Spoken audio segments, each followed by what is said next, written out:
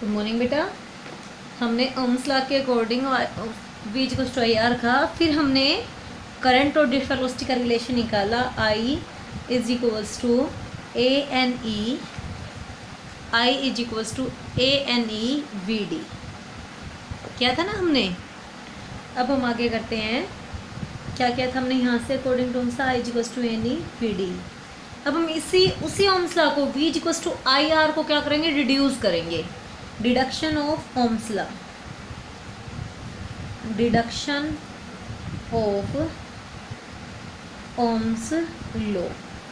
देखो बेटा क्या रिलेशन आया हमारे पास, I is equals to A N E V D. As we know drift velocity V D is equals to E talk tau by M. Drift velocity क्या होती है, e talk tau by m. So I is equals to, put कर दो value, A N e talk tau by m. So I is equals to A N e square talk tau by m. E की जगह पे क्या put कर सकते हैं, ई क्या होता है, minus of D V by D R. Minus D V की जगह पोटेंशियल डिफरेंस V और डी आर कंडक्टर के दोनों इलेक्ट्रोड्स के बीच में डिस्प्लेसमेंट कितनी होती है, L। तो मैंने ई के जगह पे पुट कर दिया V by L. I is equals to V is equals to I R, V is equals to I R. So I is equals to V by R. सो ये सारा, ये V और ये सारा हमारे पास क्या बन गया, 1 by R. I is equals to V by R. सो ये सारा हमारा किसके इक्वल आ गया, 1 बाई आर के इक्वल। इधर भेज दें V is equals to I R. तो क्या आ गया हमारे पास, V भेज दें इसको इधर, m into l upon A N E square talk tau into में I. So V is equals to I into में आर। तो ये जो टर्म है ये हमारी क्या बन गई, R। So V is equals to I R, that is Ohm's law. क्या क्या स्टेप बताई मैंने इसमें, देखो एक बार। I किसके इक्वल है, यानी वी डी की वैल्यू पुट की, e talk tau by m, A N e square, e की जगह पे क्या पुट कर दिया, V बाई एल। अब I is equals to V by R, एक तरह से ये टर्म सारी क्या हो गई, 1 बाई आर। इधर भेजा I को, R को हमने, तो एम एल इधर जाके multiply A N E square talk tau इधर आके divide, m l multiply A N E square talk tau divide into में आई। तो ये सारा क्या बन गया, R। तो यहाँ से हमें क्लियर हो गया, डिडक्शन हो गया हमारा। हम इस R की स्टडी करेंगे बेटा। तो कैसे स्टडी करेंगे हम, V is equals to I R, R is resistance of conductor, resistance of material. Resistance क्या होता है, oppose offer by the conductor in the flow of path, in the flow of current, in the flow of current. Current के flow में जो oppose offer किया जाता है उसको क्या बोलते हैं, रेजिस्टेंस। यहाँ से हमारा जो R आया वो क्या फॉर्मूला है, R का V अपॉन आई। क्या फॉर्मूला है, R का V अपॉन आई। इस इक्वेशन से जो R आया उस R का फॉर्मूला क्या है, इसको याद रखने के लिए बेटा ऐसे याद रखना, जल्दी याद होगा। m upon N E square talk tau L by A, m upon N E square tau n E square average relaxation time tau into में l by A. R is equals to m upon N E square average relaxation time tau into में l by A. Average tau क्या है हमारा यहाँ पे, average relaxation time. क्या है हमारा ये एवरेज रिलैक्सेशन टाइम। क्या था relaxation time, the time between two successive collisions. फिर से हमने एक R का और फॉर्मूला पढ़ा हुआ बेटा कि R क्या होता है, रो एल बाई ए। क्या होता है R हमारा, रो एल बाई ए। तो इस तरह से हमें R के वेरियस फॉर्मूले मिले। R is equals to V upon I, R is equals to m upon n square tau L by A और R is equals to rho L by A. L and A are length and area of cross section area of conductor, rho is resistivity of the material. Clear बेटा। हम इस resistance की study करेंगे, आगे देखते हैं भाई। हमें किसकी स्टडी करनी है, रेजिस्टेंस की, रेजिस्टेंस R। क्लियर बेटा। तो क्या है हमारे पास रेजिस्टेंस के लिए, सबसे पहले हमने कौन सा उठाया कि R एक्चुअली हमारा V अपॉन है, लेकिन V और I पे वो डिपेंड नहीं करता। आर किसके ऊपर डिपेंड करता है, R is equals to rho L by A, किसके ऊपर डिपेंड करता है, rho L by A. L length of the conductor, L length of the conductor, A area of cross section, area of cross section of conductor, and rho resistivity of material. Rho क्या हमारी resistivity of material. आपको ये फॉर्मूले याद रखने हैं, R is equals to rho L by A. फिर से हमने क्या कहा था, आर, यहाँ से बेटा हम एक बार आर की यूनिट डिस्कस करते हैं। देखो ये कहता है R V is equals to I R, so R is equals to V upon I. V की यूनिट क्या है हमारे पास, वोल्ट, करंट की यूनिट क्या है, एम्पियर, तो रेजिस्टेंस की यूनिट क्या हो जाएगी, ओम। रेजिस्टेंस की यूनिट क्या हो जाएगी, ओम। सो 1 ओम इज इक्वल्स टू 1 वोल्ट पर एम्पियर। कितनी हो गई वो, 1 वोल्ट पर एम्पियर। यहाँ से 1 ओम को कई बार डिफाइन करवा लेता है, तो क्या हो गई 1 ओम की definition, 1 ohm a material has resistance of 1 ohm if a potential of 1 volt, if a unit current is flow when a potential difference of 1 volt, yeah, when 1 volt potential difference is applied, current flow is 1 ampere, then resistance of the wire should be 1 ohm। तो resistance की unit क्या आ गई हमारे पास, ओम। 1 ओम is equals two volt पर ampere. यहीं से बेटा हम इस रो की यूनिट को भी निकाल लेते हैं। तो रो क्या आया हमारे पास, ये कहता है if L is equals to 1, A is equals to 1, तो रो किसके इक्वल आ जाएगी, आर के। एल भी 1 हो जाए, ए भी 1 हो जाए, तो रो किसके इक्वल आ जाएगी, आर के। आर कहता है हमारा रेजिस्टेंस। तो यहाँ से हम इस रेजिस्टिविटी रो को डिफाइन कर सकते हैं कि resistivity of a material is equals to resistance offer by the conductor when the length, unit length of conductor with unit area of cross section. क्या कहें हम, resistivity of a material is defined as the resistance of unit length with unit area of a cross section। रो की unit discuss करें तो रो are is equals to क्या relation होता है, rho L by ए। यहाँ से रो क्या आया, आर ए बाई एल, क्या आया, R A by L. R resistance की unit ohm, area metre square upon length metre, metre से 1 मीटर कैंसिल, सो रो की यूनिट क्या होगी बेटा, ओम मीटर। रो की यूनिट क्या हो गई, ओम मीटर। सिमिलरली आप डायमेंशनल फॉर्मूला निकाल सकते हो, डायमेंशनल फॉर्मूला ऑफ रो निकालोगे, resistance R A by L की डायमेंशंस रखिए। अब बात करेंगे हम रेजिस्टेंस या रेजिस्टिविटी पे टेम्परेचर का क्या इफेक्ट आएगा। बेटा दोनों का रिलेशन सेम है। देखो एक बार हम आर को क्या लिख सकते थे, M upon N E square relaxation time tau L by A, और इसी को क्या कहा हमने, रेजिस्टिविटी। क्या कहा इसको, resistivity rho M upon N E square average relaxation time tau न टाउ। क्लियर बेटा। देखो एक बार ये कहता है अगर किसी भी कंडक्टर के लिए मैं एल और ए को कांस्टेंट कर दूं तो जिन फैक्टर्स पे आर डिपेंड कर रहा है उन्हीं पे रो डिपेंड कर रही है। फॉर्मूला तो सेम ही है।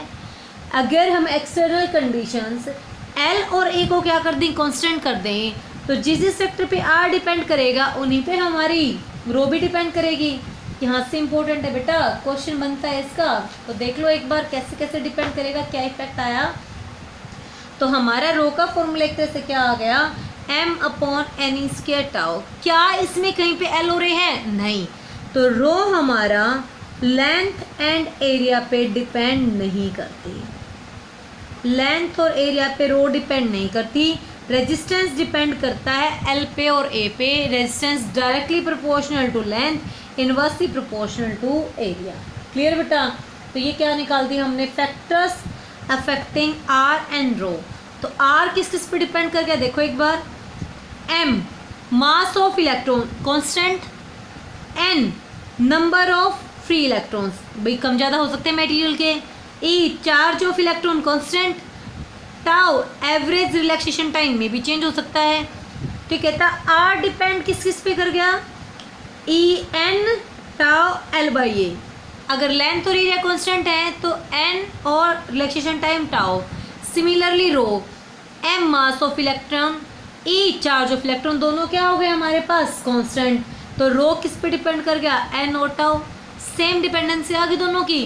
तो टेम्परेचर का इफेक्ट दोनों पे एक जैसा रहेगा। कैसे निकालेंगे हम, सबसे पहले हमने इफेक्ट लिया, हम रो की डिपेंडेंसी निकालते हैं। Rho is equals to M upon N E square tau. N, M and N are constant, M और एन क्या है constant. So rho inversely proportional to N N tau. हम इफेक्ट निकालेंगे टेम्परेचर का on resistivity, effect of temperature.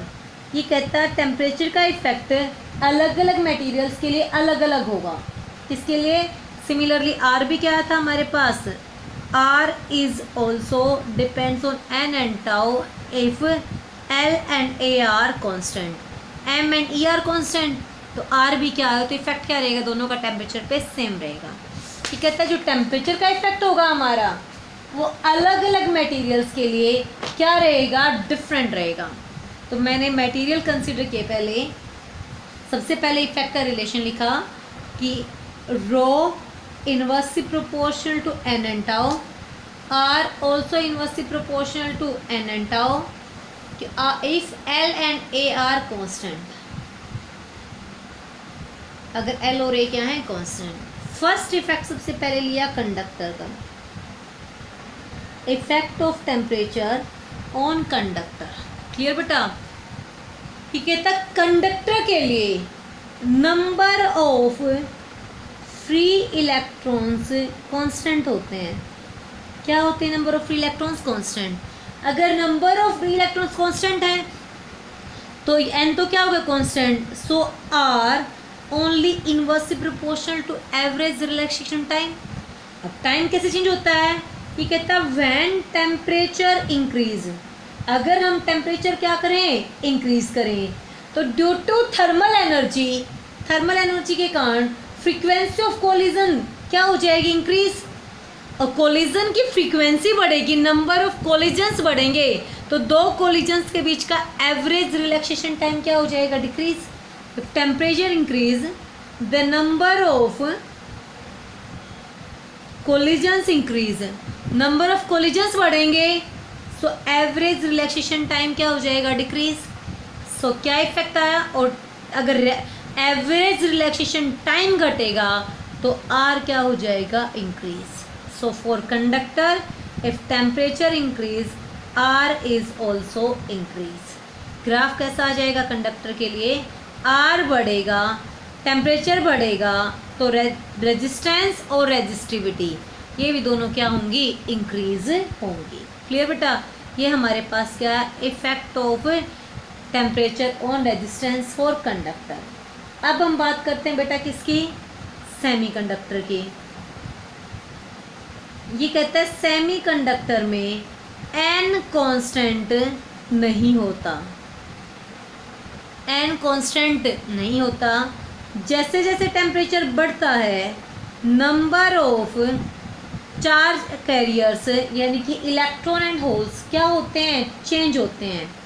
The number of electrons and holes वो भी क्या होते हैं इंक्रीज होते हैं, इलेक्ट्रॉन एंड होल्स इंक्रीज। तो टेम्परेचर बढ़ेगा तो number of electron and holes बढ़ेंगे, तो क्या क्या हमने यानी कि एन इंक्रीज हुआ तो क्या कहें हम सेमीकंडक्टर में टेम्परेचर बढ़ा एन बढ़ा। फिर से क्या कहते हैं हम, अगर टेम्परेचर बढ़ रहा है तो रिलैक्सेशन टाइम घट रहा है, तो क्या कहा हमारा आर इनवर्सली प्रोपोर्शनल दोनों के इफेक्ट पे होता है। तो कहता है जब हमने कंबाइंड इफेक्ट देखा एन और टाउ का तो when temperature increase N into average relaxation time tau, दोनों का अगर हम कंबाइंड इफेक्ट की बात करें तो कह रहा है कंबाइंड इफेक्ट हमारा क्या हो जाएगा बेटा इंक्रीज हो जाएगा। कंबाइंड इफेक्ट दोनों का क्या हो जाएगा इंक्रीज हो जाएगा। एन तो बढ़ रहा था टाउ घट रहा था, फिर भी कंबाइंड इफेक्ट क्या हो रहा है increase. So when temperature increase N tau increase, N और टाउ अगर बढ़ेगा तो आर क्या हो जाएगा डिक्रीज हो जाएगा। सो फॉर सेमी कंडक्टर, ये किसके लिए था for conductor and for semi conductor कैसा ग्राफ आ जाएगा हमारे टेम्परेचर के साथ आर और रो का डिक्रीजिंग ग्राफ। क्लियर हो गया। इंसुलेटर में हमारा करंट फ्लो करता ही नहीं है तो ये इफेक्ट था टेम्परेचर का ऑन सेमीकंडक्टर कंडक्टर के ऊपर। एक दो जनरल से ग्राफ हैं, ये याद रखना बेटा हमेशा, एक डिस्कस करूँ मैं, एक बार देखना। अगर आपसे पूछे रो वर्सेस टेम्परेचर फॉर कंडक्टर, तो कैसा ग्राफ रहेगा? इंक्रीजिंग। क्यों? बिकॉज एन क्या है? Constant, and when temperature increase tau decrease, so R, N तो कांस्टेंट था, inversely proportional to tau. R और रो सेम इफेक्ट है। अगर बात करें for semiconductor, for semiconductor are inversely proportional to n and tau. When temperature increase n tau also increase, so r decrease. Graph कैसा रहेगा हमारा? Decreasing. अब alloy है बेटा, एलॉय स्पेशल ग्राफ है ये। एलॉय है नाइक्रोम, आयरन और क्रोमियम का। नाइक्रोम, आयरन और क्रोमियम, इसको क्या, निकल, आयरन और क्रोमियम का, इसको क्या बोलेंगे हम? नाइक्रोम। क्या बोलेंगे हम? नाइक्रोम।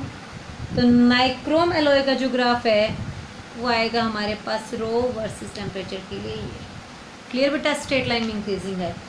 अब अगर बात करें क्रोमियम की, किसका था ये? नाइक्रोम का। निकल, आयरन और क्रोमियम हो गया हमारे पास। अगर हमारी बात करें मैंगनीन, मैंगनीन की, तो इसका रेजिस्टेंस का टेम्परेचर का ग्राफ रहेगा कांस्टेंट, क्योंकि इसकी रेजिस्टिविटी टेम्परेचर के क्या होती है? इंडिपेंडेंट होती है, उसमें कोई इंक्रीमेंट नहीं होता। नेक्स्ट टॉपिक है मेरा third, temperature coefficient of resistance alpha. Temperature coefficient of resistance. Clear बेटा? ये कहता है अगर हम किसी कंडक्टर की बात करें तो जब टेम्परेचर T क्या है? 0, रेजिस्टेंस कितना है? R0। जैसे टेम्परेचर क्या हुआ? इंक्रीज, R भी क्या हुआ? इंक्रीज, और लेट हमने कितना मान लिया इसको? RT। तो कहता RT की वैल्यू होती है R0 into 1 plus alpha T plus beta T square. Alpha and beta are temperature coefficient.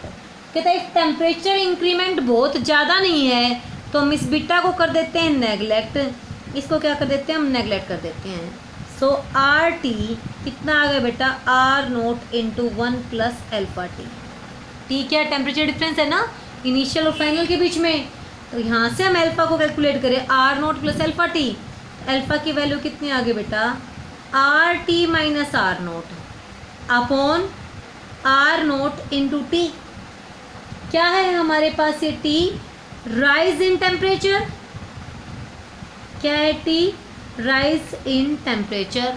तो क्या को मैं अल्फा को? Alpha is change in resistance upon original resistance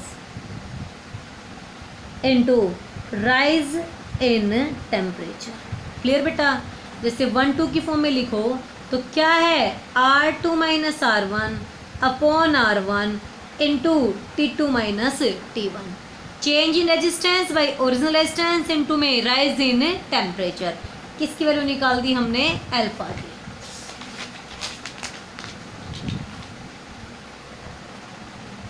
अब हम इस अल्फा के बारे में डिस्कस करेंगे कुछ बातें। अल्फा, जैसे हमने क्या कहा कि टेम्परेचर का इफेक्ट अलग अलग है रेजिस्टेंस सेमीकंडक्टर कंडक्टर के लिए, वैसे अल्फा भी। सबसे पहली बात किसके के लिए कि हमने अल्फा फॉर मेटल। मेटल क्या बेटा? कंडक्टर। तो कंडक्टर में जब टेम्परेचर इंक्रीज होगा तो रेजिस्टेंस भी बढ़ेगा, रेजिस्टेंस बढ़ेगा तो R2 R1 से क्या होगा? ज़्यादा। R2 R1 से क्या होगा भाई? क्या आया था हमारे पास? Alpha R2 minus R1 upon R1 into T2 minus T1। तो अगर हम बात करें मेटल क्या कंडक्टर की, तो जैसे जैसे टेम्परेचर बढ़ता है रेजिस्टेंस भी बढ़ता है, तो रेजिस्टेंस बढ़ेगा तो R2 R1 से बड़ा होगा, तो इन दोनों का डिफरेंस कैसा रहेगा? पॉजिटिव। तो क्या कहें हम? Alpha for metal, alpha for metal is positive. Alpha for metal is positive. For semiconductor and insulator, for semiconductor and insulator, क्या कहा था बेटा मैंने सेमीकंडक्टर के लिए? टेम्परेचर बढ़ रहा था तो रेजिस्टेंस घट रहा था, घटेगा तो इफेक्ट कैसा, R2 कैसा रहेगा, R1 से छोटा, तो हम क्या कहेंगे, अल्फा कैसा आएगा, negative. Alpha is negative. For semiconductor and insulator कैसा आएगा हमारे पास, अल्फा नेगेटिव. अब बात किसकी करें, एलॉय की. For alloy alpha is very small. Alloy के लिए अल्फा क्या है, बिल्कुल छोटा है. तो resistance does not change appreciably with rise in temperature. हम नियरली क्या बोलते हैं, रेजिस्टेंस कैसा रहता है, कांस्टेंट रहता है, बहुत ज़्यादा रेजिस्टेंस चेंज नहीं होता. क्लियर बेटा. कुछ सॉल्यूशंस हैं लाइक इलेक्ट्रोलाइट. क्या है, इलेक्ट्रोलाइट. तो इलेक्ट्रोलाइट के लिए अल्फा की वैल्यू कैसी है, नेगेटिव है. कैसी अल्फा की वैल्यू, नेगेटिव. क्यों अल्फा नेगेटिव कब होगा, जब हमारी रो डिक्रीज होगी. अल्फा नेगेटिव तब होगा जब फाइनल रेजिस्टेंस इनिशियल से क्या होगा, कम, यानी जब रेजिस्टिविटी क्या होगी, डिक्रीज होगी. तो टेम्परेचर, क्यों इलेक्ट्रोलाइट में ऐसा क्या हुआ था, जैसे जैसे टेम्परेचर बढ़ा उनके बीच का इंटरएटॉमिक अट्रैक्शन क्या होगा, कम. अट्रैक्शन कम हुआ तो क्या कहें हम, विस्कस फोर्स डिक्रीज हो रहे हैं, तो रेजिस्टिविटी भी क्या हो रही है, डिक्रीज. क्लियर बेटा. ये थे हमारे पास अल्फा. इसके न्यूमेरिकल आते हैं, जैसे आपको टी टेम्परेचर का टी नोट का रेजिस्टेंस दे दिया, आर नोट, जिसको हम आइस पॉइंट बोल दे, कितने डिग्री सेल्सियस पे होती है, 0 पे. बॉइलिंग पॉइंट पे बोल दे, जब टी की वैल्यू कितनी हो गई, 100, तो क्या हो जाएगा रेजिस्टेंस, R100. टी निकालना है जिस पर रेजिस्टेंस कितना, R. तो कैसे निकालोगे, एक बार तो इन दोनों का अल्फा निकाल दोगे, एक बार इन दोनों का. अब अल्फा तो दोनों के लिए क्या होता है, सेम. तो एक बार तो अल्फा की वैल्यू कितनी आई, R100 minus R0 upon R0 into 100 minus 0. और एक बार अल्फा की वैल्यू कितनी आ जाएगी, इसके साथ, 0 के साथ बेटा, R at any temperature T minus R0 upon R0 into T minus 0. अब अल्फा तो अल्फा होता है, दोनों को इक्वल रखवा दो. तो कैसे सोल्व करोगे न्यूमेरिकल को, R100 minus R0 upon R0 into 100 is equals to R at any temperature T minus R0 upon R0 into T. R0 से R0 कैंसिल, T मल्टीप्लाई में ये इधर. तो T टेम्परेचर जो हमें निकालना, तो कितना आ जाएगा, difference in resistance RT minus R0 upon R100 minus R0 into में 100. अल्फा का यूज़ करके बेटा हम उस टेम्परेचर की वैल्यू को कैलकुलेट कर सकते हैं.